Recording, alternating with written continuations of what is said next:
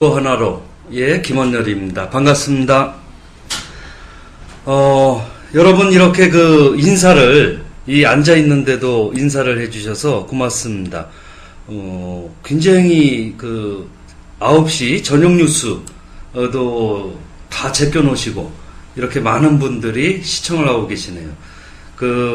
여기 보니까 인사를, 하셨는데, 무조건 1대1님. 예, 반갑습니다.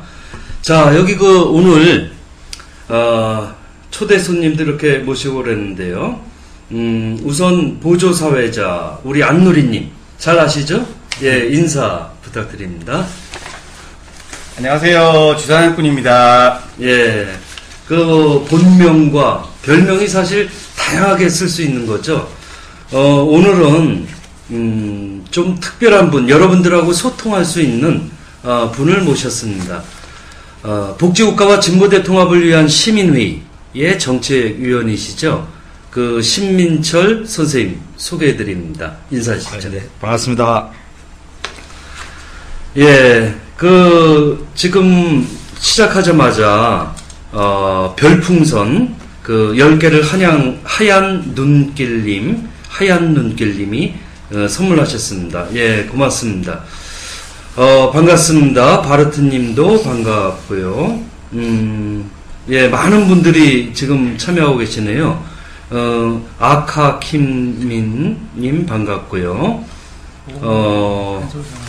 요즘 뉴스 보는 젊은 사람이 없어요. 라고 그러셨는데, 그렇죠. 사실 뉴스보다 대한매체가 더 중요하죠. 뉴스는 많이 걸러지니까, 우리 김원열의 진보 하나로 같은 경우도 사실은 일반 방송과 다른 점이 대본이라든가 이런 것이 특별히 없이, 그러니까 무엇을 말해야 될지가 정해지지 않은 상태에서 굉장히 자유롭게 자연스럽게 이야기를 하고, 그리고 또 여러분들과의 소통을 매우 중시하기 때문에 보시면서 질문이나 이런 것, 의견 개진 이런 게 있으시면 쭉 이렇게 해주시기 바랍니다. 예, 여러분 대한매체에 많은 선물을 해주시고 계시네요.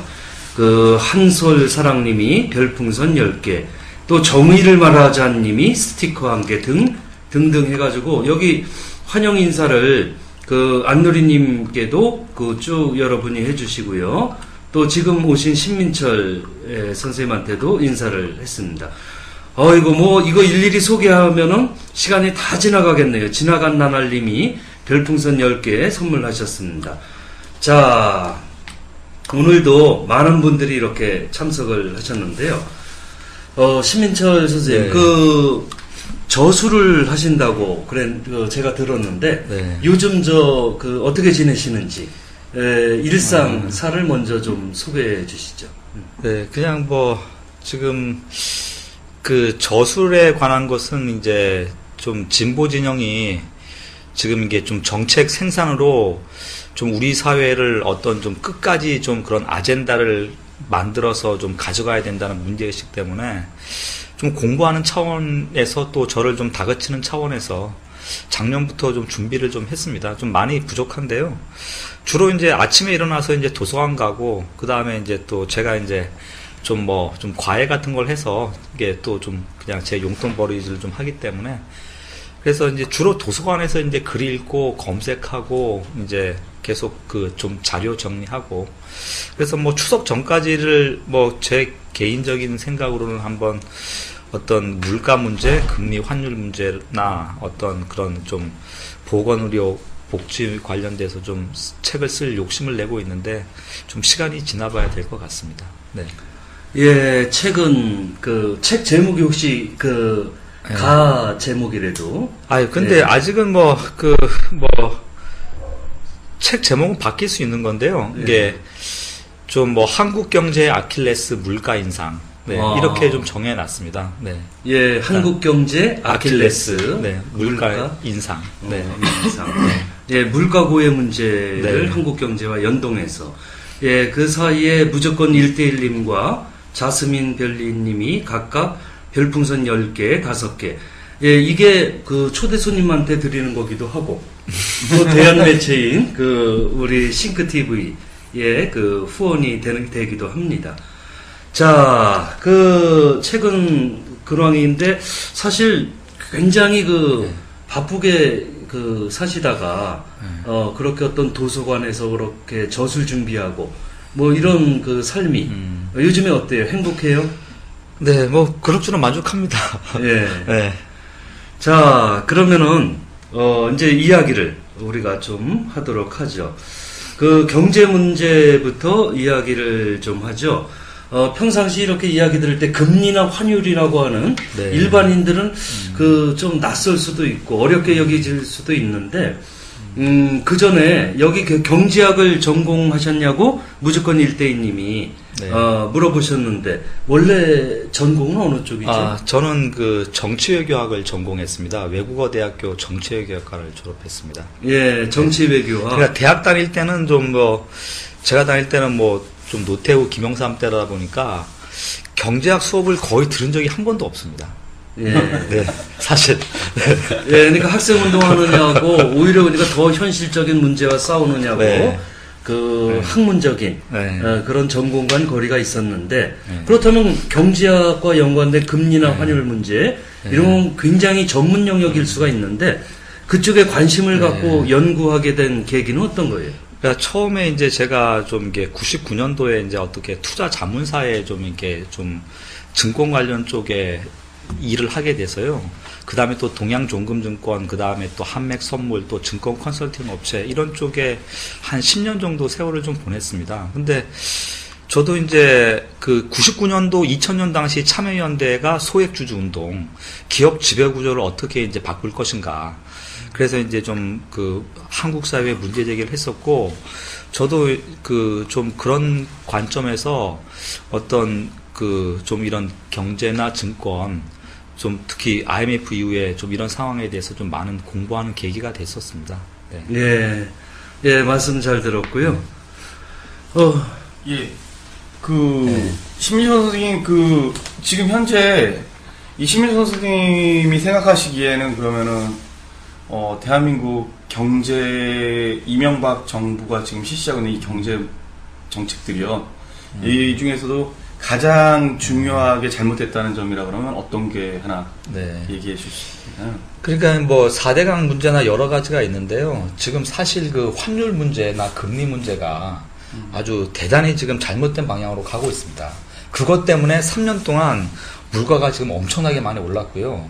또 그리고 지금 이제 또 4대강이라는 또 일단 공기업 부채, LH공사의 부채 117조 이런 것 때문에 벌써 채권 시장에서도 이 장기 수익률이라는 것이 좀 하락하는. 그러니까 사실 우리나라에서는 물가 문제가 환율하고 금리하고 상당히 밀접하게 연관이 되어 있습니다. 근데 이명박 씨가 집권했을 때 이게 1달러에 945원이었는데 그것이 이제 98년 금융위기 때 1,600원까지 올라가면서 중소기업들이 키코라는 엄청난 또 일단 고통을 겪었고 일반 국민들은 물가 인상이라는 부담을 안게 됐죠. 근데 반대편에 이득을 본 사람. 자, 환율이라는 것은 이 경제학에서는 소득 재분배라는 개념이 있습니다. 그렇기 때문에 이 국민들은 물가 인상이라는 것으로서 3년 동안 엄청나게 많은 돈을 일단 지출을 한 거죠. 물가가 올랐기 때문에 실질 임금이 감소한 것이고. 그런데 최대의 수혜자는 바로 재벌들이죠. 수출 대기업들. 소위 삼성, 현대. 그렇기 때문에 사실 수출 대기업들은 이명박 정부 3년 동안 거의 땅 짚고 헤엄치기라는 그러한 장사를 한 것이라고 저는 생각을 합니다. 근데 이제 이런 문제가 좀 경향이나 한겨레 같은 진보 언론에서 좀 많이 다뤄줬으면 싶은데 이런 문제 제기가 없었던 것이 좀 많이 개인적으로 좀 아쉬웠었습니다. 네. 그런데요, 이 금리를 그러면은 올려야 된다고 생각하시는 건가요? 네. 금리를 올리는 이유가 뭐죠? 네. 그러니까 지금 금리나 이런 것은 좀 약간 어려운 개념이지만 중요한 개념이기 때문에 약간 좀 설명을 좀 해보겠습니다. 그러니까 금리가 지금 현재 콜금리가 3%입니다. 자, 그런데 이제 또 채권 시장이라는 게 좀 따로 좀 존재하는데요. 사실 이제 금리는 이 통화량을 조절하는 아주 강력한 수단이기 때문에 금융통화위원회라는 공적 기구가 있습니다. 자, 그런데 참 재미난 일이 지금 이게 이명박 대통령님이 이제 물가가 오르니까 또 이제 그 내년에 총선이 있고 하니까 물가를 잡기 위해서 막 그 가격 통제를 하고 그러는데 그것은 어떻게 보면 좀 약간 그 근본적인 대책이 아닙니다. 자, 그런데 금리를 올리게 되면 소위 말해서 좀 집이 있는 사람들, 강남에 좀 여유 있는 사람들, 약간 보수적이고 이런 소위 말해서 한나라당 지지층들이 타격을 입게 되기 때문에 이명박 씨는 금리 올리는 거에 대해서 아주 극도로 일단 꺼리고 있습니다. 재미난 일화가 있는데요. 지금 이제 작년 7월 달에 2010년 7월 달에 김중수 총재가 물가 인상 그 압력 때문에 금리를 2%에서 0.25% 올렸습니다. 그때 청와대 이명박이 완전히 노발대발했다라고 합니다. 네. 그런데 이제 물가 인상 압력이 강령 가을 이후에 계속되니까 또 마지못해서 이제 금리를 올리는 것이었는데 참 금리 정책이나 환율 정책이 너무 정치권의 눈치를 보는, 그러니까 미국 같은 경우는 아예 FRB가 아예 독립적인 기구로서 또 정치권도 거기에 관여하는 것은 이제 그 최대한 자제를 하는 것이 어떤 국가적인 전통으로 돼 있는데 우리나라는 이러한 것이 너무 없다라고 생각을 합니다. 근데 이 금리를 올리는 문제는 그 강남에 이제 흔히 말하는 뭐 고소형이나 강부자들만 피해를 보는 게 아니라 일반 영세업자 또 카드를 많이 쓰시는 분들, 이런 분들도 많은 타격을 입게 되지 않나요? 네, 그런 면이 약간은 있습니다. 네. 네, 사실 좀, 지금 이게 언론에서는 이 가계부채 문제 때문에 변동금리로 이제 대출을 받아서 좀 너무 이렇게 집을 산 사람들이 금리를 올리게 되면 오히려 서민들이 더 힘든 거 아닌가, 이런 우려가 좀 있습니다. 근데 사실 그런 면이 이게 분명히 있습니다. 근데 그럼에도 불구하고 지금 물가 문제는 대단히 심각하거든요. 그러니까 물가 문제가 3년 동안에 지금 160조 원의 돈.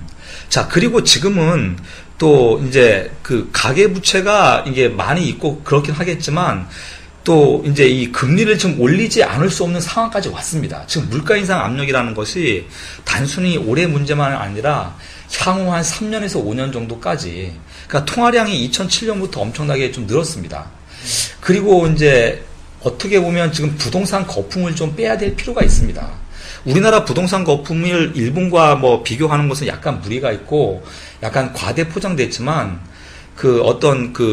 자산 가격이 사실 너무 높거든요. 그러니까 자산 가격을 약간은 좀 하향 안정화시키고 그런다면 전세 가격도 하향 안정화 되겠고, 그러니까 오히려 이제 부동산이라는 비생산적인 자산에 약간 거품이 끼어 있는 건 사실입니다. 그렇기 때문에 약간 좀 일시적인 고통이 따른다 하더라도 이렇게 금리를 올리면서 물가를 잡고 긴축을 하고, 또 약간 이게 이명박 대통령님이나 김중수 한국은행 총재 같이 좀 정책에서 책임 있는 사람들은 어떤 우리 경제의 실상을 이게 솔직하게 얘기하면서 국민들한테 좀 더 절약이나 긴축을 강조하는, 이것이 좀 우리 사회에 꼭 필요하다고 저는 생각을 합니다. 그리고 금리를 올린다 하더라도 사실 뭐 우리나라 가계가 이렇게 뭐 붕괴되거나 그렇지는 않습니다. 네. 저는 좀 이게 되게 다르게 보는 입장입니다. 이게 왜 그러냐면 그러니까 5대 기업이 있죠. 우리나라에 5대 대기업. 예를 들면 삼성전자라든지 그다음에 현대차라든지 LG라든지 이런 데들이 있는데 이 5개 대기업의 1년 동안 순이익이 78조예요. 예, 단기 순이익이 보면 78조인데 78조 중에서 과연 그들은 이제 대자본의 주주들이 이제 거기서 그걸 다 가져가는 거죠. 근데 지금 임금 인상 상승률이라든지 이런 것들이 높지 않거든요. 뭐 3%, 4%대로 지금 하고 오히려 비정규직이 늘어서 실질 임금은 더 낮아진 거거든요. 근데 물가가 안 올라갔기 때문에 차라리 이게 강력하게 뭐 의무고용제를 실시한다든지 고용정책을 실시하는 것을 통해서 실제 소득을 늘려주는 것이 낫지 않나. 왜냐하면 금리가 높아지면 가계의 실제 소득이 적어지거든요. 굉장히 힘든 상황이 될 수도 있다는 거죠. 저는 왜 그런 말씀을 드리냐면 IMF 때 이 깡드신이가 그놈이 있어요. 네, 깡드신. 네, 예, 그놈이 18% 막 이렇게 때렸거든요. 네, 그렇게 네. 하니까 완전히 그냥 서민들 다 죽어나갔어요. 네. 예. 이게 지금 만약에 집을 샀다, 뭐 전세자금 대부분 다 전세자금 대출 받아요. 사람들. 또 카드 쓰고 다 그래요. 근데 막 금리가 막 쫙 올라간다 그러면 강남의 땅 부자들보다 오히려 그분들의 타격이 더 엄청나지 않을까. 그렇기 때문에 저는 그런 것들을 완화해주기 위해서라면 만약에 고금리 정책을 쓴다. 네. 그러면 그거만큼 임금 인상률이라든지 고용 정책이 받쳐주지 않은 상태에서 단순한 금리만을 가지고 얘기한다 그러면은 이게 상당히 위험한 발상이 될 수도 있지 않나라는 생각이 저는 들거든요. 신민철 선생님께서 어떻게? 네, 거기 이제 지금 정확히 잘 지적을 하셨고요. 그러니까 IMF 이후에 그 IMF가 한국에 강요한 고금리 정책은 사실상 상당히 지금 한국 경제를 좀 파탄으로 몰고 가는 아주 잘못된 정책이었습니다. 그러니까 이제 루빈이라든지 깡디 씨가 어떤 미국이나 금융시장 개방 압력을 강하게 넣고 이제 김대중 정부나 김영삼 정부 이 관료들이 나름대로 노력했지만 이게 좀 이게 그 압력에 좀 떠밀린 잘못된 협상을 하면서 많은 중소기업이 어려운 건 사실이었습니다. 근데 그 당시 금리야 뭐 24%고 국가적 비상 상황이었지만 지금은 물가 인상률에 비해서 금리는 여전히 낮은 편입니다. 그래서 사실 좀 금리 문제가 참 재미난 문제인데 제가 좀 재미난 얘기 하나 하겠습니다. 중국의 등소평이 이제 1978년도에 그 개혁 개방을 할 때 가장 먼저 했던 일이 뭐냐 하면 IMF 관료들을 전문가들을 불러서 중국 경제 관료들한테 금리를 가르치도록 한 것입니다. 사실 이 금리 정책이나 그러니까 참 아까 말씀하신 게 금리를 올리게 되면 실질 임금이 줄게 되고 좀 사실 좀 그런 면이 있습니다. 근데 그럼에도 불구하고 국민 경제의 어떤 균형 있는 어떤 성장에서는 지금 이 물가 문제는 아주 전방위적으로 국가 모든 사람들한테 일단 그 엄청난 그 피해를 실질 임금을 감소시키는 효과이기 때문에 단기간에 지금 긴축은 약간 불가피한 측면은 조금은 있습니다. 네. 제가 보는 입장에선 또 이런 부분도 있어요. 자, 금리를 높입니다. 네. 금리를 높이게 되면 환율이 어떻게 될까요? 원화 가치가 네. 높아지죠. 네, 강세로. 예, 원화가 강세가 되고 외국계 자본들이 들어오겠죠. 그러면 외국계 자본들은 금리 차이 때문에 돈이 들어오고 원화가 강세가 되면 국민들의 실질적으로 느끼는 물가 부담에 대한 문제는 사실상 낮아지게 되죠. 그러니까 네. 금리를 높이면 문제는 물가가는 낮아진다는 거는 확실히 저도 알겠는데요. 문제는 물가는 낮아질지 모르지만 그거에 따른 임금이 높아지지 않는다면 예? 그거 완전히 그 월급 받은 거 전부 다 은행에다 갖다 바치게 되면 다시 또 외국 자본에게 또 이제 이자를 또 갖다가 맞춰서 외국 투기자본들이 또 돈을 벌게 되는 이런 형태가 될 수도 있지 않는가에 대한 문제들이죠. 제가 보는 문제는. 그래서 환율 정책 그래 금리 높일 수 있습니다. 금리 높이면서 하지만 해갖고 물가 낮출 수 있죠. 왜? 환율이 높아지는, 우리 원화 가치가 높아지니까 당연히 체감 물가는 낮아지게 되는 거죠. 그거 제대로 못해갖고 이집트에서 난리난 거 아니에요. 그러니까 식량 가격이 2배가 됐는데 환율이 폭락하잖아요? 그럼 식량 가격이 4배가 돼버릴 수가 있어요. 그러면 일반 사람들은 완전히 막 박살난다고요. 그런 문제들이 있기 때문에 우리가 물가에 대한 거, 국제적인 그런 거, 원자재 문제에 대해서 생각해 본다 그러면 환율을 높이는 걸 통해서, 금리를 높이는 걸 통해서 환율 가치 높이고 그렇게 하면 문제는 또 하나의 문제점이 있죠. 대기업들, 수출 위주의 대기업들. 이분들이 또 좋아하진 않죠. 왜냐하면 환율이 높아지니까 물건을 갖다 팔 수가 없잖아요. 외국에다가. 수출 단가가 높아지니까. 그러니까 그런 문제들을 생각해 볼 때 이게 좀 단순하게 볼 수는 없는 문제라는 저는 생각이 들거든요. 특히 이게 환율을 좀 전에 금리 얘기하시고 환율 얘기하실 때 이게 소득 분배라고 얘기하셨는데 금리가 높아지는데 어떻게 이게 소득이 분배가 되는지 저는 그 부분도 좀 네, 그 환율이 소득 재분배 그런 기능이 있다라는 말씀을 드렸고요.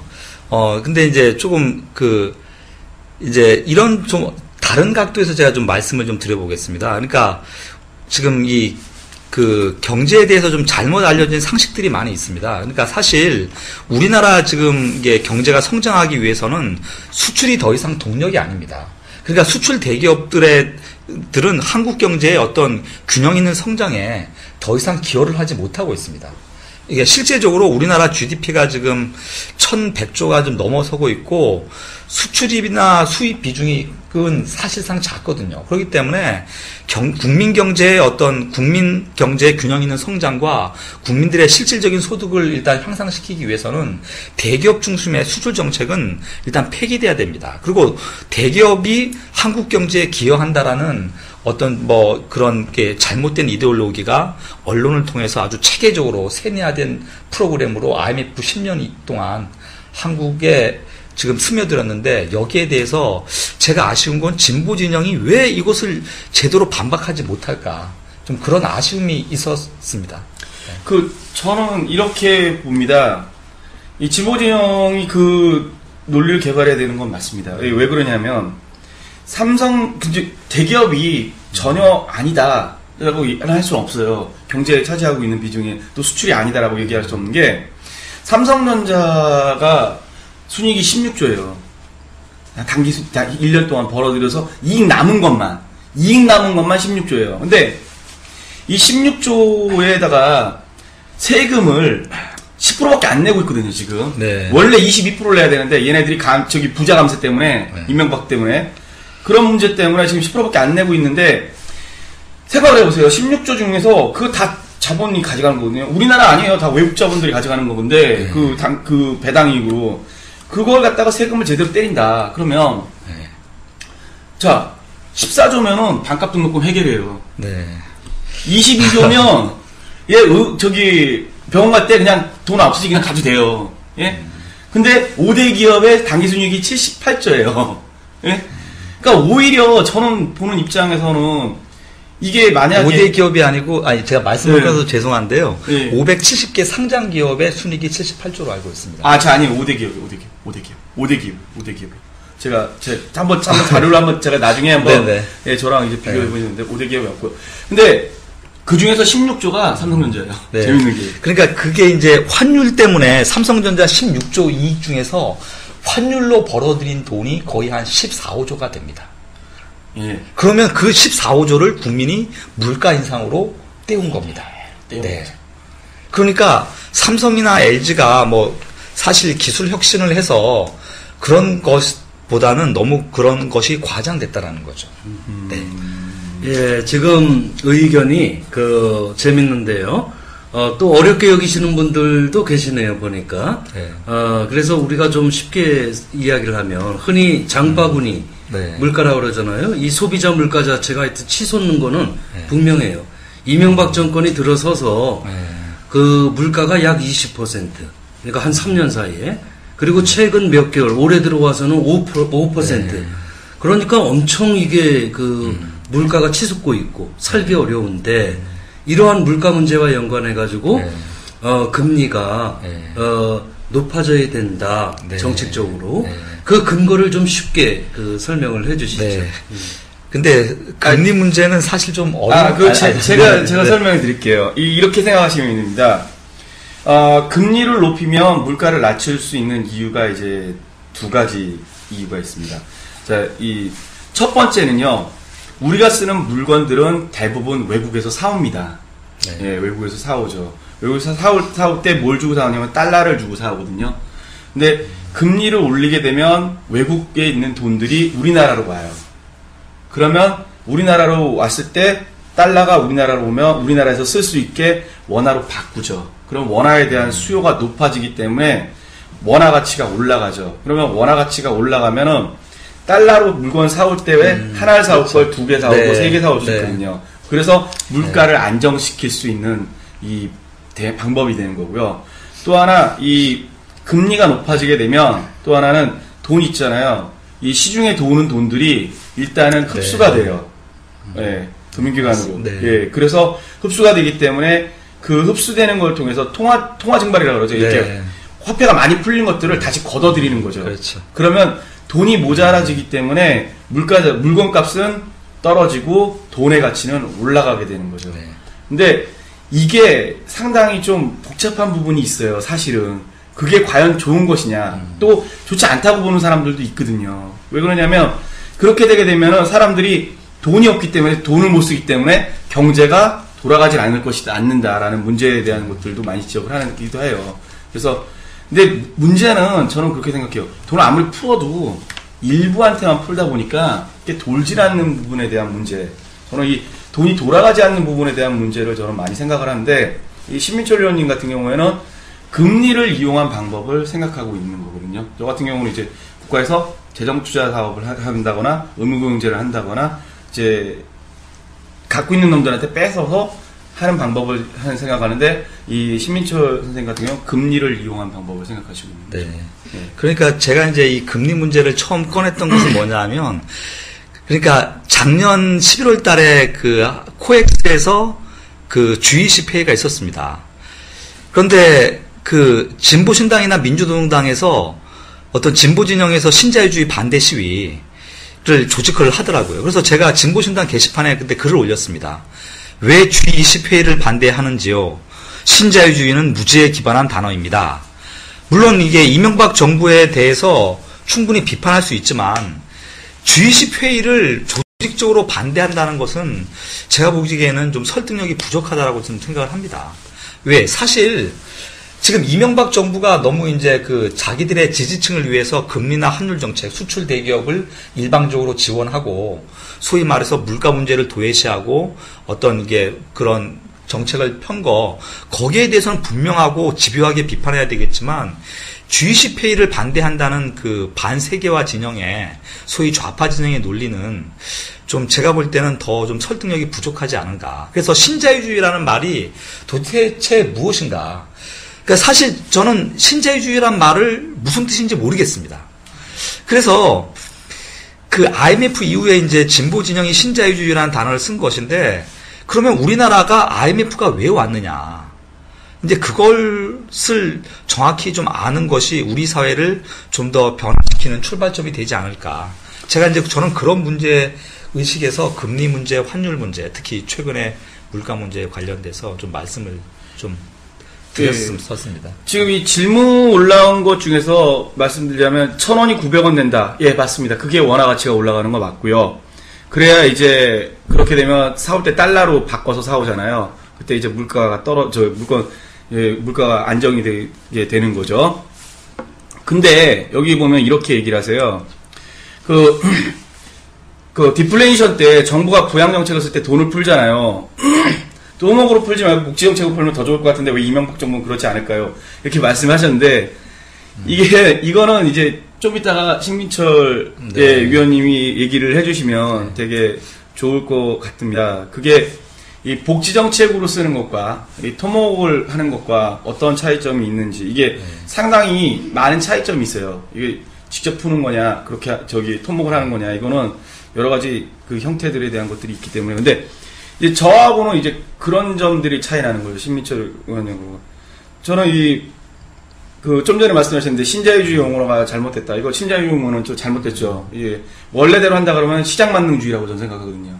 예, 그러니까, 시장만능주의. 근데 이제, G20은 저는 반대해야 된다고 생각했던 거예요. 왜냐하면, G20을 하는 목적이, 미국이 달러 문제와 미국의 재정 적자 문제를 다른 나라들한테 떠넘기기 위해서 한 거였거든요. 사실 G20회의가.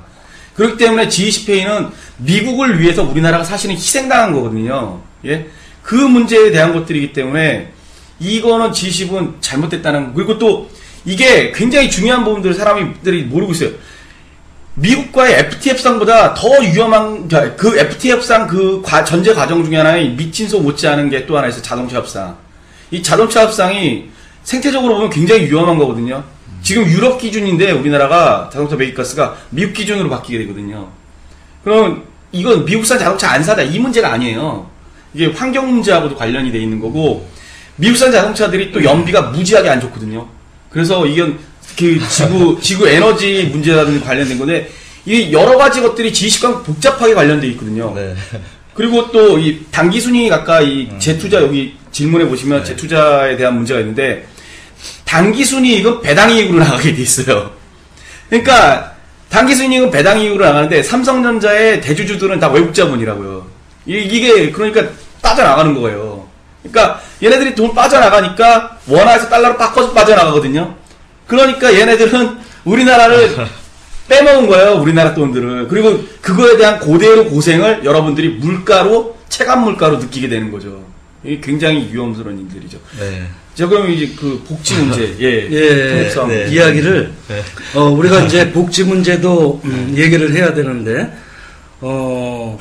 지금 시간이, 노래 한 곡 좀 들으면서, 잠시 쉬었다가, 본격적인 그 논의를 하도록 하죠. 예, 노래 한 곡 듣겠습니다. 시청 앞 지하철역에서 너를 다시 만났었지. 신문을 사려 돌아섰을 때 너의 모습을 보았지. 발 디딜 틈 없는 그곳에서 너의 이름을 부를 때 넌 놀란 모습으로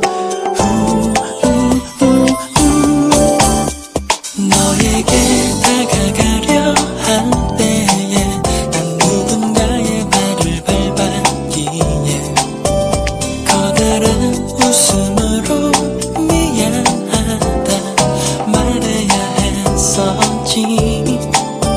살아가는 얘기, 변한 이야기, 지루했던 날씨 이야기, 밀려드는 추억으로 우린 쉽게 지쳐갔지.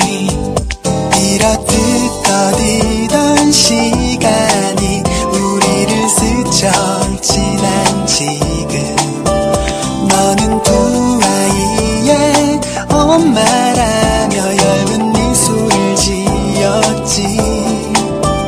나의 생활을 물었을 때 나는 허탈한 어깨짓으로 어딘가 있을 무언가를 아직 찾고 있다 했지. 언젠가 우리 다시 만나는 날에 빛나는 열매를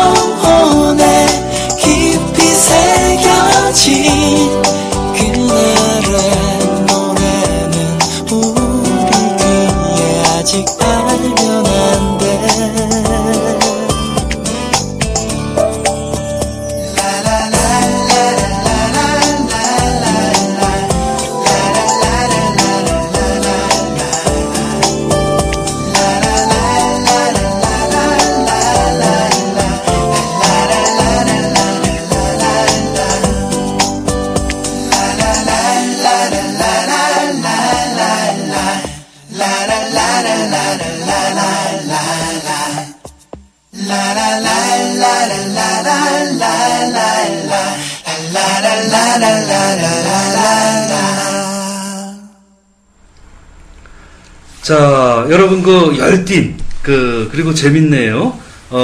좀 더 여러분들하고 이제 소통하면서 하려고 그러는데, 지금 무조건 1대1님이 삼성의 14조 순이익이 물건을 팔아서가 아니라 환율 때문이란 말, 안누리님이 원래 얘기했었죠. 충격적입니다. 왜 이런 현상이 일어난 건가요? 신민철 정책위원께서 어떻게 말씀을 하실 수 있나요? 네. 하시고 안누리님도 그 다음에 이어서 말씀을 해주시죠. 그러니까 이제 이명박 정부가 등장하자마자 이제 강만수 씨가 이제 재무부 장관이 됐는데, 수출 대기업을 지원한다는 명목하에 고환율 정책, 그러니까 원화 약세 정책을 몰고 갔거든요. 바로 이제 그것이 이제 엄청나게 이제 물가 인상의 단초가 됐습니다. 근데 사실 이제 그것이 이제 그리고 사실 또 투기 자본의 2008년 9월 달에는 투기 자본의 시장이 이제 이게 투기 자본에 함락돼 가지고 1,200원을 넘어서서 막 진짜 금융위기 이후 1,600원까지 찍는 상황. 그러다 보니까 이제 키코라는 중소기업들이 이제 금융 지식이 없어서 은행들하고 맺은 거래 때문에 엄청나게 큰 피해를 입고, 또 이제 우리나라 국민들은 이제 점차적으로 아직까지도 지금 그게 지금 물가 인상을 하는 것으로 받고 있습니다. 자, 삼성전자가 14조 순이익은 2008년 2월 25일 날 이명박 대통령이 이명박 대통령이 취임할 때 1달러가 947원이었습니다. 자, 그런데 2009년 평균 환율이 1156원이고, 그렇다면 지금 3년간 제가 계산해본 바로는 160조입니다. 160조 원의 돈을 국민들이 부담했습니다. 그 160조의 돈을 수출 대기업들과 일부 외국인 투자가들이 다 가져간 겁니다. 그러니까 삼성전자 순이익 14조가 만약 이명박 정부, 그러니까 사실 지금 금융위기 이후에 지금 우리나라 환율 정책이 얼마나 엉터리였냐 하면, 환율이 이명박 정부 그 당시 947원이라고 가정한다면 지금 삼성전자는 2009년도에 이게 손실이 마이너스 1조입니다. 작년에는 제로고요. 수익이 하나도 없고요. 네. 제가 자신있게 말씀드릴 수 있습니다. 안누리님 어때요? 의견을 잠깐 말씀하실 수 있습니다. 환율 문제라는 게 그래요. 삼성전자만 이게 가져간 건 일단 아니고요. 현대차도 만만치 않아요. 네. 현대차도 이 미국 수출이 많기 때문에 그런 부분들이 엄청나게 많고, 그러니까 5대 기업들이 수출을 통해서 벌어들인 돈들이 다 그런데, 중요한 부분들을 사람들이 이제 또 하나 생각해 볼 부분들이요. 미국의 대미 수출 의존도가 사실은 지금 얼마 안 돼요. 이제 이 10%대로 떨어졌어요. 반면에 이제 대중국 수출 관련된 거는 지금 우리나라 전체 수출 중에서 30%가 넘어가고 있는 상황이거든요. 그렇기 때문에 우리나라는 지금 중국 경제와의 관계가 더 사실은 중요한 부분이 되죠. 그러면 FTA 협정을 맺게 된다 그러면 대미 FTA 협정을 맺어야 되는 것이 아니라 사실은 중국과 잘 맺어야 돼요. 근데 이거는 이명박 정권은 그게 아니라 엉뚱하게 지금 미국 쪽에 의존하는 그리고 이 통화수합 같은 경우도 지금 사실 달러가 불안불안하기 때문에 통화수합을 하는 방식이라든지 이런 걸 한다 그러면 중국과 어떤 그런 환율 체계라든지 이런 것들을 연결을 시켜서 하는 방법들을 생각해내야 되는데 그러지 못하고 있다는 것이 참 중요하고요. 이 복지, 아까 공구리와 복지의 차이, 돈 세금을 쓰는 데 있어서, 재정 투자에 있어서, 그거를 한번 좀. 그러니까 사실 이 복지 문제는 사실 지금 박근혜부터 이제 많은 사람들이 이제 진보 진영도 복지를 얘기하고 있는데, 구체적인 어떤 방향성이나 내용들을 보면 너무 형편없습니다. 그러니까 사실 시장 경제가 미덕이 많습니다. 이게 참 어이없는 얘기 같지만, 그러니까 시장 경제는 미덕이 참 많습니다. 자, 중국이 왜 이렇게 지금 이게 21세기의 강자로 부흥했고 왜 소련은 붕괴됐는지. 자, 1956년도에 후르츠초프가 자, 이제 경제 규모가 어느 정도 커지니까 부분적으로 시장 경제의 어떤 도입을 통해서 경제를 활성화시켜야 된다는 문제의식을 제기했습니다. 자, 근데 노멘클라토라라는 공산당 관료 그룹들의 어떤 반발 때문에 시장 경제를 도입하지 못했고 65년부터 정체가 시작이 돼서 89년, 91년도에 결국 소련 붕괴라는 아주 역사적 그 패배를 당했죠. 미국에 의해서. 자, 근데 그럼에도 불구하고, 자, 1978년도에 등소평이라는 통찰력 있고 현명한 지도자는, 자, 모택동 시기까지만 해도 계획경제가 미덕이었습니다. 자, 근데 이제 그 당시 이제 어느 정도 이제 경제 규모가 성장한 다음에 시장 개방이라는 아주 조심스러운 정책을 취했죠. 자, 그래서 중국 공산당 제11기 3중 전회에서. 자, 그래서 선전이라든지 이렇게 부분적으로 시장 경제를 도입하는 과정에서 약간 실수가 있었습니다. 사실 이것은 불가피한 실수일 수 있습니다. 물가 인상입니다. 88년도에 중국의 물가가 100%가 뛰었습니다. 자, 이중 고가제야. 그러니까 국유 기업을 시장 기업으로 전환하는 과정에서 이게 약간 이게 나름대로 잘 하려고 했는데 잘 안 되다 보니까 물가 인상 때문에 중국 공산당이 아주 궁지에 몰리게 됩니다. 자, 그것 때문에 1989년 바로 천안문 사태가 벌어집니다. 자, 그리고 이제 학생들이 바로 이제 미국 성조기까지 흔들면서 바로 반 중국 공산당 시위를 벌이게 되면서 이제 천안문 학살이라는 이게 좀 사태까지 발생이 된 것이죠. 자, 그런데 1989년도에 이제 중국 공산당이 그렇게 상당히 위기의식을 느꼈습니다. 자, 그리고 91년도에 소련이 붕괴됐죠. 그때 등소평은 현명하게 남순 강화를 하면서 시장 경제의 미덕을 일단 강력하게 일단 도입을 했다라는 겁니다. 그리고 주룽제 같은 아주 책임 있는 경제 관료, 똑똑한 관료를 경제 정책에 수장에 앉히면서 금리 정책, 환율 정책에 대해서 아주 신중하게 시장 경제를 책임감 있게 밀어붙이면서 20년 동안의 거대한 성장을 이루게 됐습니다. 자, 그리고 많은 부분 우리 한국 사회가 지금 어떤 수구나 재벌 세력들에 의해서 어떤 시장 경제 질서가 많이 훼손된 과점적이고 독점적인 측면이 분명히 존재합니다. 근데 그럼에도 불구하고 일부 진보 진영 학자들이나 진보 언론에서 말하는 시장이 불완전한 면이 있습니다. 그럼에도 불구하고 시장 경제의 미덕은 많습니다. 자, 복지는 어떻게 풀어야 될까요? 자, 운용은 자유롭게 시장 경제의 미덕을 살리되, 자, 감독은 국가가 엄격하게 하면 됩니다. 자, 그리고 바로 지금 정부가, 그러니까 돈 많은 재벌들이 가장 겁내는 건 바로 뭘까요? 우리 안누리님한테 한번 여쭤볼게요. 안누리님이 재산이 100억이에요. 자, 사업을 해서 돈을 벌었는데 약간 조금 부정하게 돈을 벌었어요. 자, 100억 있는 우리 안누리님이 가장 두려워하는 게 뭘까요? 세금이죠. 바로 감옥 가는 겁니다. 아. 네. 자, 그런다면, 자, 시장 경제, 자, 민간이 할 수 있는 거와 공공이 할 수 있는 것을 먼저 구분해야 됩니다. 자, 국가가 할 수 있는 것은 공정한 기회균등 하에 하는 겁니다. 자, 바로 애덤 스미스가 그런 말을 했습니다. 자, 정부는 뭐냐? 국가의 역할은 뭐냐? 축구장의 심판이다. 각 주체들이 열심히 경쟁해라. 그 대신 반칙하면 그대로 그냥 레드카드 퇴장시키고 정부는 바로 엄격한 감독자의 역할을 하면 된다. 자, 바로 그겁니다. 자, 그런데 우리나라 지금 경제 상황이 참으로 이게 어처구니 없이 바로 재벌놈들이 시장 경제의 질서를 왜곡하고 있고 국가는 그것을 방치하고 있다는 것이죠. 그것만 바로 잡아도 대한민국 복지는 아주 엄청난 진전을 이룰 수 있다고 저는 생각을 합니다. 네. 네. 그럴까요? 이제 여기 쭉 얘기 나오는, 과정에서 이런 거죠.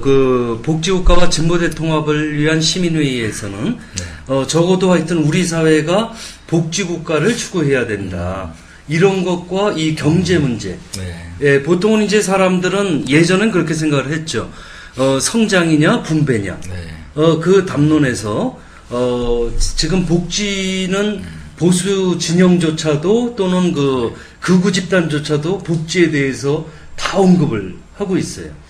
이런 점에서 보면 복지가 대세긴 한데 이 복지의 방식으로 경제를 부양하는 방식이 있을 수 있고 또 토목 건설을 통해서 4대간 사업지를 통해서 어떻게 해본다 그러는데 그거를 비교해서 어떤 방식이 더 그 복지국가를 네. 만드는 데 있어서 재정적으로 적합한 방법책인지 네. 예, 그거를 재벌 문제하고 연관해서 네. 이야기를 하셔도 됩니다. 네.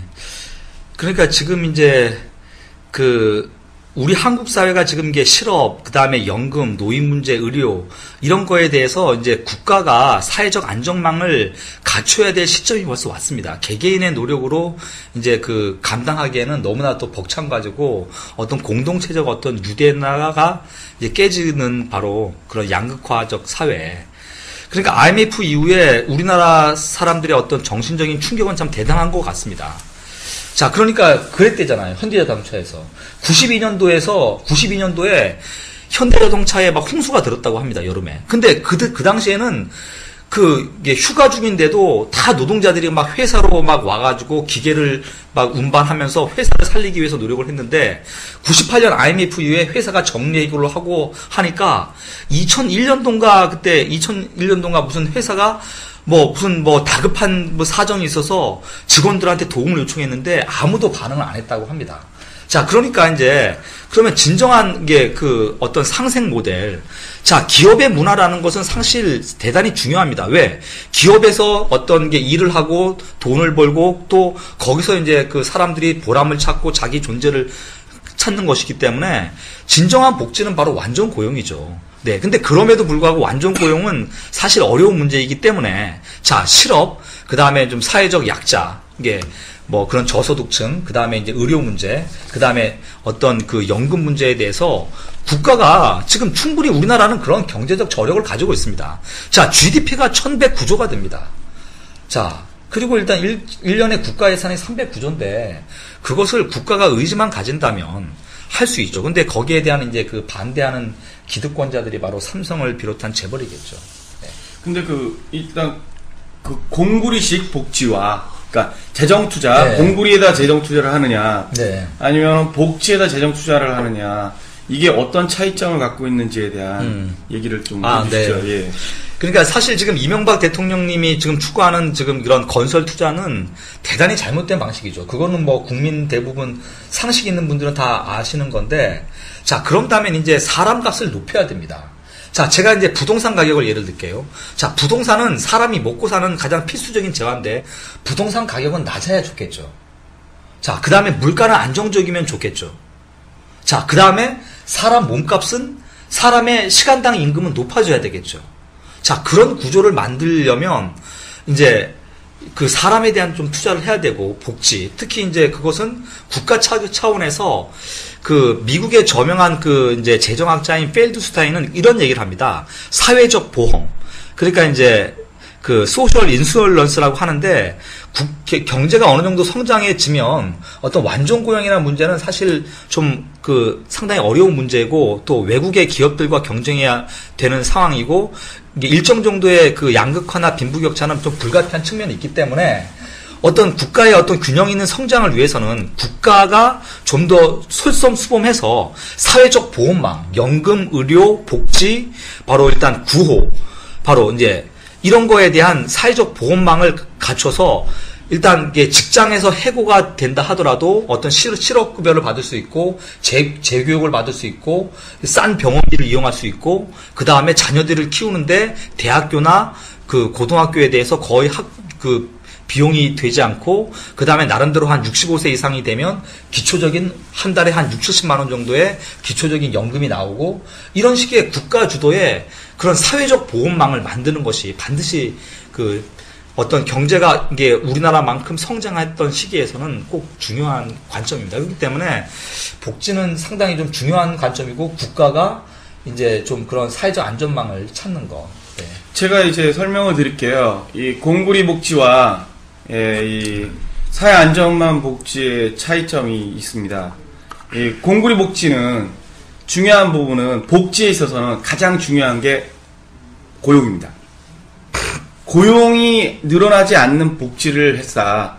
그냥 사회 안전망 하고 사회 보험 만들어서 안전하게 만든다. 이거는 그거는 차별적 복지가 돼버려요. 그래서 없는 사람 퍼주기가 되는 거거든요.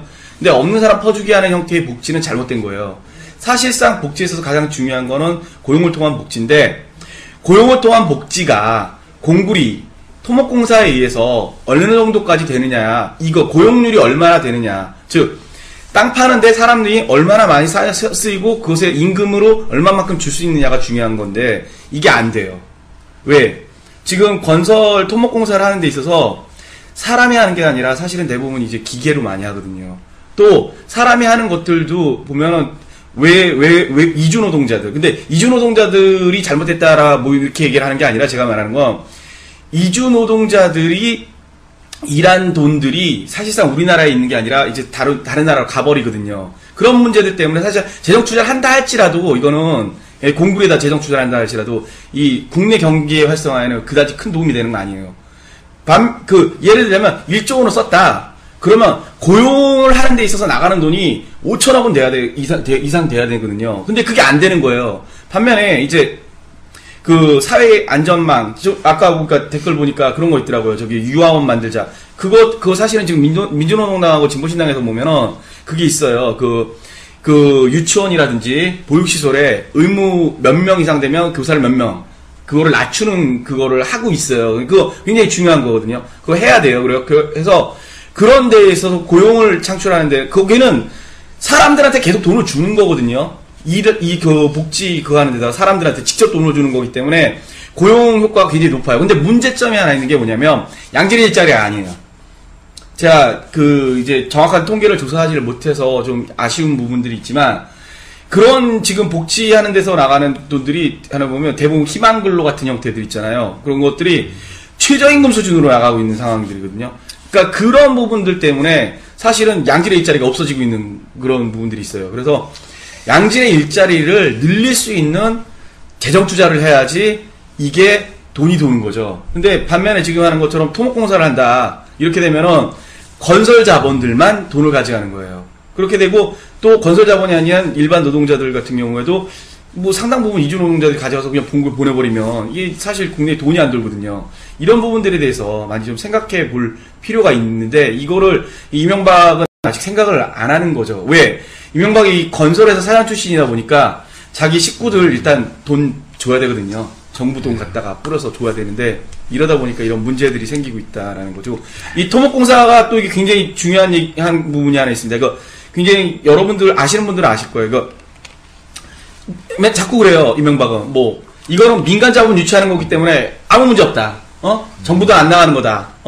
민자 유치 사업이다. 웃기지 말라 그러십시오. 예? 유료도로 예를 들면 이제 신공항 철도 이런 거 있죠. 이거요. 이게 영업이익을 보장해주게 돼 있어요. 그렇죠. 모자라는 거는 정부 돈으로 메꿔주도록 돼 있어요. 그거 만들 때부터가. 그러면 그걸 누가 하느냐? 외국 컨소시엄 기업인데 외국 컨소시엄 기업 애들이 그거를 해요. 한 다음에 돈을 세금으로 지금 계속 메꿔주는 거예요. 그럼 정부가 세금으로 메꿔주다가 힘들다. 그러면 어떻게 하느냐? 철도공사에다 넘긴 거예요. 신공항철도. 그러면 철도공사가 부시가 돼버리는 거예요. 이런 일들이 생겨나거든요. 그러니까 토목공사에 과연 돈을 쓰는 것이 좋은 것이냐? 결코 아니라는 거죠. 이거 외국 자본, 또 일부의 투기 자본, 건설 자본 이런 데들한테 다 돈 갖다 퍼주고 여러분들이 그 고생을 다 하는 거예요. 사실은 내가 받아야 될 거를 못 받고 있는 거죠. 예, 복지 문제를 지금 다루고 있으면서, 지난 시간에 우리가 복지, 특히 고용복지라는, 표현으로 한국 고용복지, 센터 이사께서, 이상학 선생님이죠? 예, 이상학 선생님하고 이렇게 이야기하고 그랬는데, 하여튼 고용 문제, 일자리 문제가 굉장히 중요하다, 복지에 있어서. 그런 거에 대해서는 이제 공감을 어느 정도 할 수가 있는데요. 사실 환경 파괴뿐만 아니라 경제 정책에 있어서 4대강 사업을 무리하게 이렇게 추진하는 것, 이런 것 자체가 우리 사회의 금권 정치, 그러니까 정치 자금이라든가 이런 거하고도 밀접한 연관이 있죠. 그러니까 그렇게 무리해서라도 하여튼 그렇게 추진하고 지금 20명 정도가 4대강 공사 과정에서 죽고 해도 그 사람들에겐 인간으로 보이지가 않는 거죠. 일하는 노동자. 그리고 사실 중장비를 이용해서 대부분 그 공사가 이루어지고 그래서 고용 유발 효과도 별로 없고. 자, 복지국가라고 하는 이 그 복지국가를 만들고 목표로 하고 할 때 어때요? 그 재벌 문제라든가 이런 거는 증권회사를 오랫동안 그 다니시고 그랬는데 이런 재벌 문제하고 증권회사의 문제 뭐 연관성이 있나요? 그 사실 이제 그 은행은 전당포고 증권회사는 카지노고 보험은 사기. 저는 그렇게 생각을 합니다. 맞는 말이죠. 네, 근데 이 금융 지식이 상당히 좀 중요해지는 시대가 벌써 왔는데 우리나라 사람들이 너무 금융 지식이 없다 보니까 소비자가 일단 이 금융기관에게 많이 지금 이렇게 이용을 당하고 수탈당하는, 그러니까 참 왜 이렇게 돈 많은 사람이나 돈 없는 사람이나 은행이나 증권사나 보험사, 금융기관 문턱에 들어가면 왜 이렇게 저자세가 되는지 모르겠습니다. 왜? 돈 가진 소비자가 주인인데. 그래가지고 이렇게 좀 너무 지금은 뭐 상당히 대학 졸업자도 좀 30대, 40대는 많은데 왜 이렇게 우리나라 소비자들은 이렇게 똘똘하지 못할까? 그리고 이제 증권사는, 제가 다녀본 증권사는 진짜 이 직원들이나 뭐 그런 그 사람들도 참 도덕성에 문제가 많습니다. 사실. 왜냐하면 증권사라는 조직이 사실 고객들을 이용하는 조직이거든요. 사실. 그리고 외국 주식, 그러니까 만약 여기 지금 이 방송을 보시는 분들 중에서 주식 투자하시는 분들이 계신지 모르겠어요. 자, 안누리 우리 선생님이 이제 열심히 땀 흘려서 한번 돈을 한 100만 원 가지고 한번 주식 투자를 한번 해봐야겠다. 삼성생명 주식을 딱 샀습니다. 자, 삼성생명 주식을 한 100만 원어치 샀습니다. 자, 그런데 삼성생명이 분식회계를 안 했다면 주가가 지금 10배가 뛰거든요. 5배에서 최소. 그러면 그 이건이란 그 사람은 우리 안누리님의 재산권을 침해한 거죠. 자, 현대사회에서 재산권이 바로 인권 아닐까요? 자, 근데 우리나라 이 주주들은 왜 이렇게 배당에 대해서 자기 권리를 못 찾아 먹는지. 자, 그러니까 또 언론도 이런 것을 얘기하지도 않고. 그러니까 미국 같은 경우는 분기마다 배당을 하기 때문에 미국의 어떤 가계소득 중에서 배당소득이 많은 걸 차지합니다. 근데 우리나라는 재벌 오너들만 좋은 게 증권시장입니다. 개인 투자가들이나 기관 투자가들조차도 완전히 그냥 다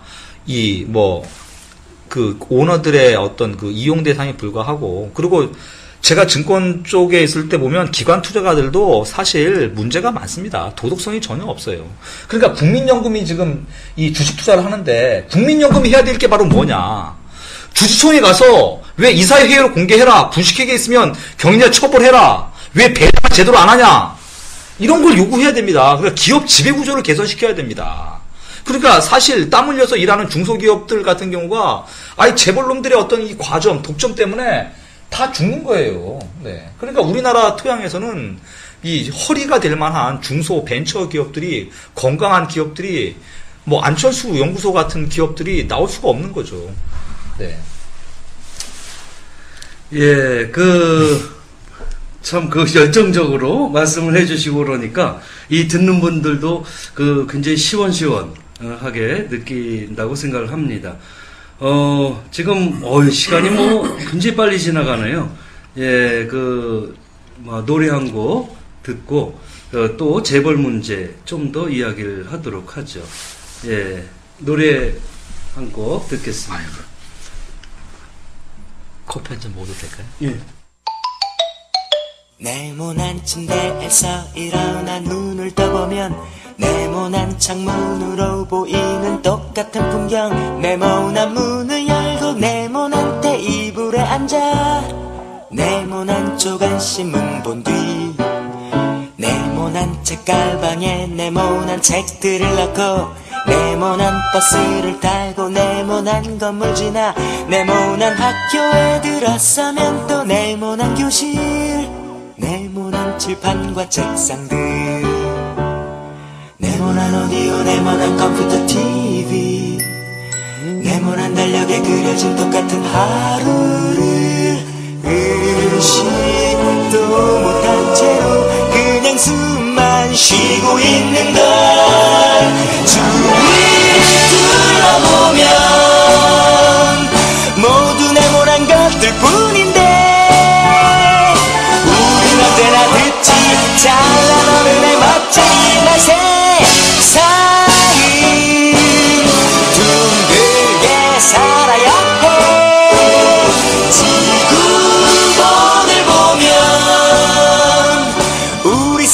지금 둥근데 부속품들은 왜 다 온통 네모난 건지 몰라. 어쩌면 그건 네모의 꿈일지 몰라. 네모난 아버지의 지갑은 네모난 지폐, 네모난 판풀에 그려진 네모난 학원, 네모난 마루에 걸려있는 네모난 액자와 네모난 명함의 이름들, 네모난 스피커 위에 놓인 네모난 테이프, 네모난 책장에 꽂혀있는 네모난 사전, 네모난 서랍 속에 쌓여있는 네모난 편지. 이제 네모 같은 추억들, 네모난 태극기 하늘 높이 펄럭이고 네모난 잡지에 그려진 이달의 운수는 희망 없는 나에게 그나마의 기쁨인가봐. 주위를 둘러보면 모두 네모난 것들 뿐인데 우린 언제나 듣지 잘난 어른의 멋진 맛에 세상은 둥글게 살아야 해. 지구본을 보면 우리 사는 지구는 둥근데 부속품들은 왜 다 온통 네모난 건지 몰라. 어쩌면 그건 네모의 꿈일지 몰라.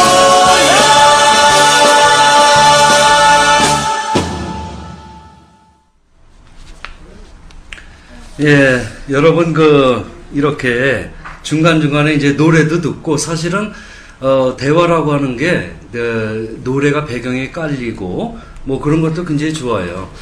고대 철학에서는 대화를 나눌 때 그런 식으로 했죠. 이렇게 음악이 흐르고, 예, 그러니까 여기 뭐 대화 나누는 사람 중에 연주를 하는 사람도 있고 또 술도 한잔 하면서 하면 좋겠지만 그렇진 못하죠. 지금 잠깐 예, 뭐 이렇게 쉬라고 말씀해 주셔서 고맙습니다. 사실 서서 뭐 이렇게 강의하고 이러는 일들을 많이 해가지고 제가 또 한체력합니다. 물론 이제 그만큼 한순간에 갈 수도 있지만 이렇게 쉬시는 분들, 예, 잠깐 이렇게 열변을 토하다가 또 잠깐 쉬시고 이런 것도 좋죠. 자, 지금 우리가 벌써 이제 앞부분 1시간이 금방 지나가고 또 1시간 정도가 남았는데요. 여기 보면 강정기 지환대님이 술 이렇게 하시는데, 예. 언제 여기 저희도 이제 음주 한번, 예? 예, 음주 그렇죠. 토론 한번 언제? 예, 제가 실제 학술 대회조차도 주관을 하면서 해본 적이 있어요. 그러니까 음악을 먼저 깔고 그 다음에 좋은 술을 갖다 놨죠. 뭐 좋다고 하는 게 우리가 흔히 접하는 술인데 술 마시는 사람은 술 마시고 적절히 그 다음에 음료수나 물을 마시고 그렇더라도 토론이 굉장히 활성화되더라고요. 제가 그런 걸 보면서 우리가 이 뒤풀이의 대화가 주사가 없는 한 굉장히 토론에도 도움이 된다 이런 생각이 들고요. 예, 커널 싱크TV 정기 후원 및 방송 다시 보기 추천 줄겨찾기죠. 예, 이거 꼭 해주시고요. 그 다음에 여러분들 검색 엔진에서 진보대통합 또는 복지국가와 진보대통합을 위한 시민회의를 치면 카페가 있고, 예, 홈페이지도 있죠. 그래서 굉장히 여러분들이 거기서 참여를 하시면 함께 이 진보 하나로 에서 논의하는 것 이상으로 정보도 주고받고 그리고 진보 대통합을 실제로 이루어 나갈 수 있는 좋은 계기가 될 겁니다. 카페 가입도 부탁드립니다. 자, 그러면 아까 하던 얘기 복지국가에 있어서 토목건설 삽질이라고 표현이 되는 토목건설 보다는 복지, 특히 복지는 여러 가지 형태로 이루어질 수가 있는데 거기에 재벌 문제가 장애되는 이유가 뭐 증권회사라든가 이런 거에 실질적 이익을 보는 게 재벌들이다라고 말씀하셨는데 우리 사회의 고질적인 병폐로 재벌 문제는 많은 사람들이 언급을 해요. 문제는 이 재벌들이 그 혼인관계라든가 뭐 여러 가지 이해관계를 통해서 언론과의 연관, 또는 그 사법이라든가 검찰, 떡검이라 그러죠. 예, 그리고 또 뭐 정치조차도 정치 후원이나 이런 걸 재벌들이 함으로써 뭐 발생하는 문제, 이런 걸 좀 종합적으로 그리고 구체적으로 이야기하실 부분이 있으시면 말씀을 좀 해주세요. 참, 그리고 좀 전에 보면 그 관련돼서 얘기하실 때 아까 올라온 것 중에서 이 금산분리 문제. 네, 봤습니다. 그 부분도 같이 왜 이 금산분리가 돼야 되는지, 금산분리가 안 됐을 경우에 어떤 문제점들이 있는지에 대한 거를 한번 얘기를 좀 해주시면, 같이 곁들여서 해주시면 좋겠습니다. 근데 먼저 우리 한국 사회를 움직이는 수구 세력을 저는 얘기를 하고 싶습니다. 자, 실제 이명박 대통령님은 수구 세력의 얼굴 마담에 불과하다고 생각을 합니다. 자, 바로 조폭 집단. 자, 국민들을 수탈하는 바로 조폭 집단이 있습니다. 그 집단이 바로 우리나라 바로 이건희를 비롯한 그 재벌 집단입니다. 자, 그 다음에 조선일보의 방상훈. 자, 그 다음에 김앤장 법률사무소의 김영무. 자, 그런데 이 사악하고 악질적인 바로 이 조폭들이 대단히 똑똑하고 영악하다는데 바로 그 문제가 심각합니다.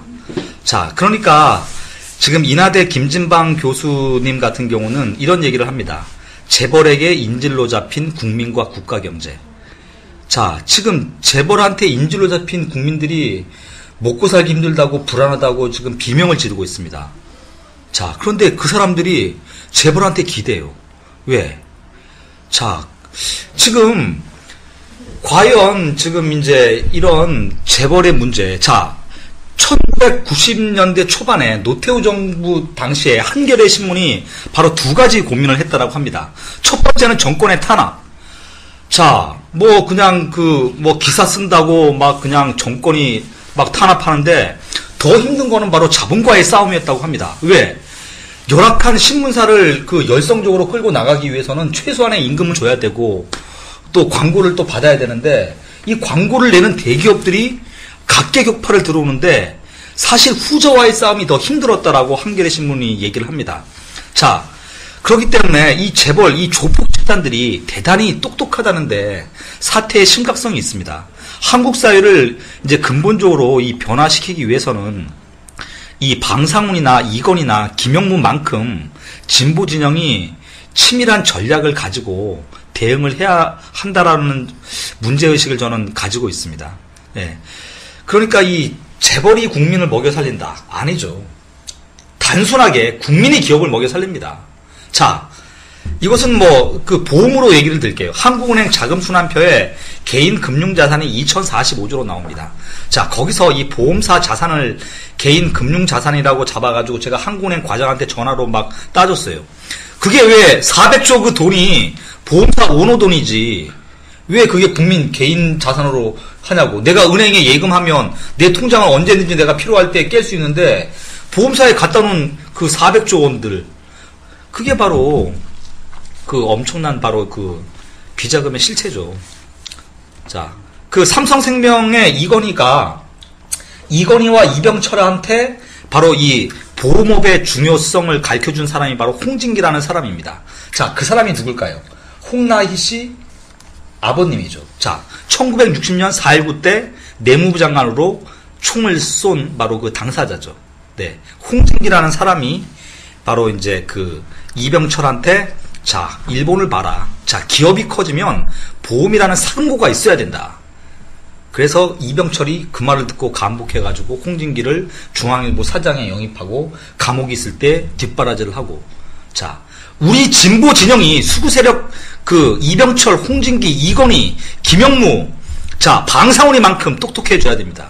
자, 저는 우리 모두 열심히 공부를 합시다. 자, 그래야만 한국 사회를 바꿀 수 있습니다. 그리고 지금 제가 진짜로 화나는 게 오연호나 정태인 씨 같은 분들, 이분들이 좋은 삼성 만들기라는 주장을 하고 있습니다.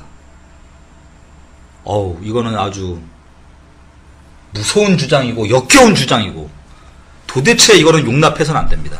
자,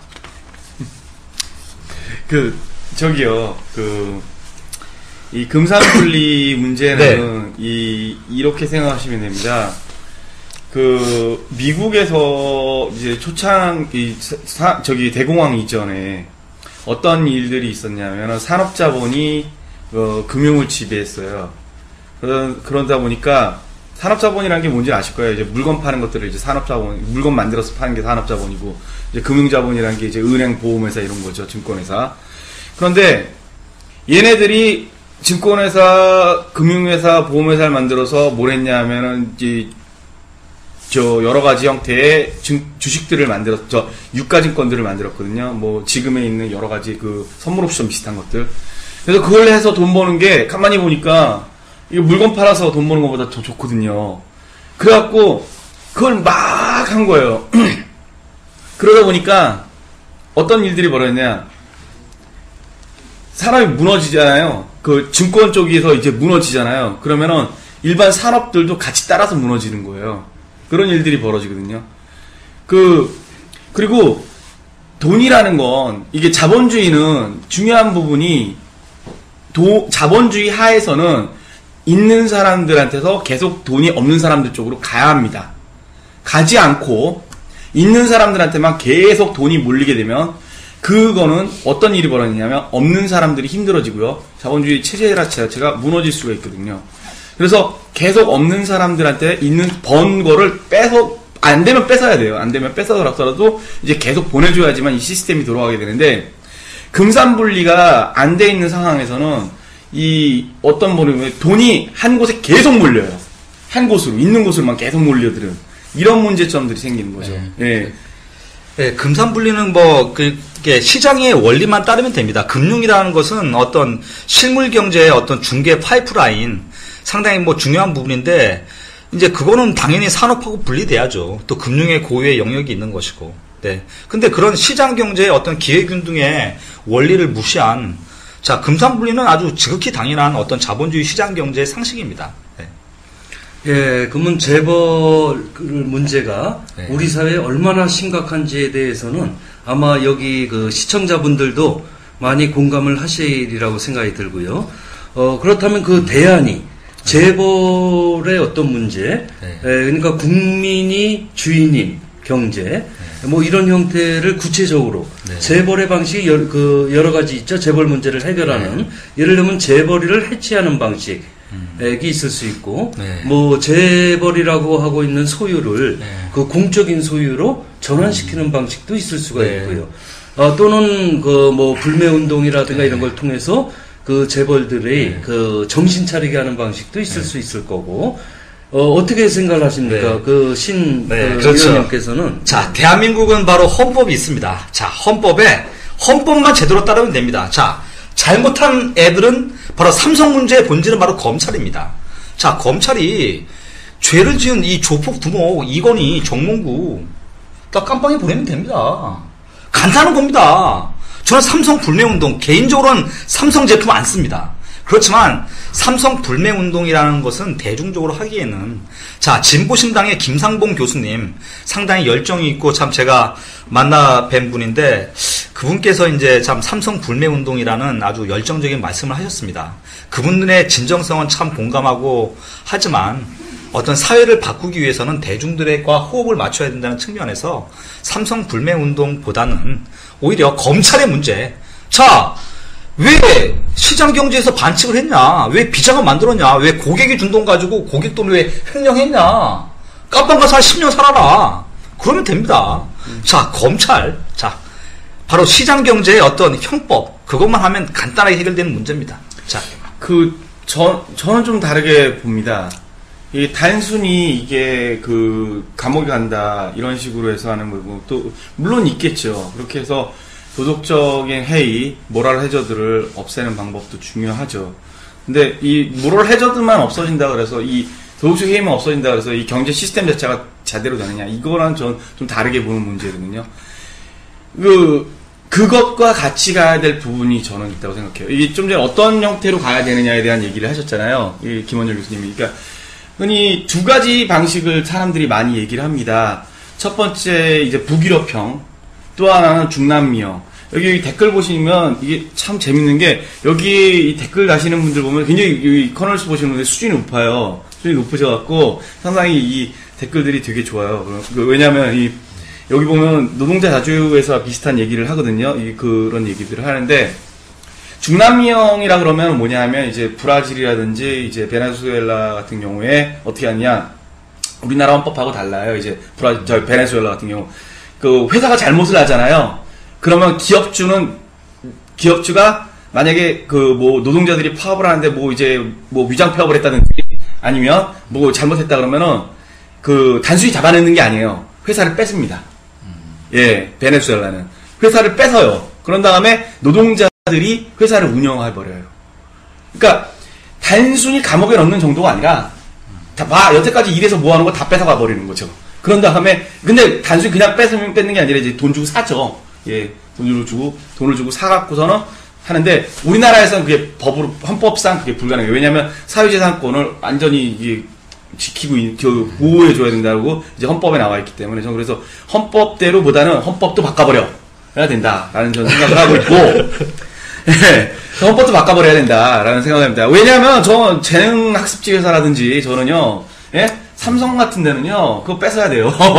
너무 탈세에 온갖 순환 출자에 온갖 분식회계 온갖 것들이 다 하는 그런 것들은 그냥 회사에서 그냥 뺏어버려야 돼요. 그러니까 그리고 또 이제 하나는 이제 북유럽형이 있습니다. 이 북유럽형 같은 경우에는 좀 전에 말씀드렸듯이 경제에 있어서 세금을 많이 걷어와요. 재벌들한테 세금을 걷어오고 일자리를 계속 정부가 만들어내요. 상당히 많은 일자리들을. 그랬고 그걸 통해서 이제 부의 재분배를 해갖고 자본주의가 돌아가게 하는 형태들이거든요. 그러니까 그런 부분들에 있어서 좀 더 많은 연구들을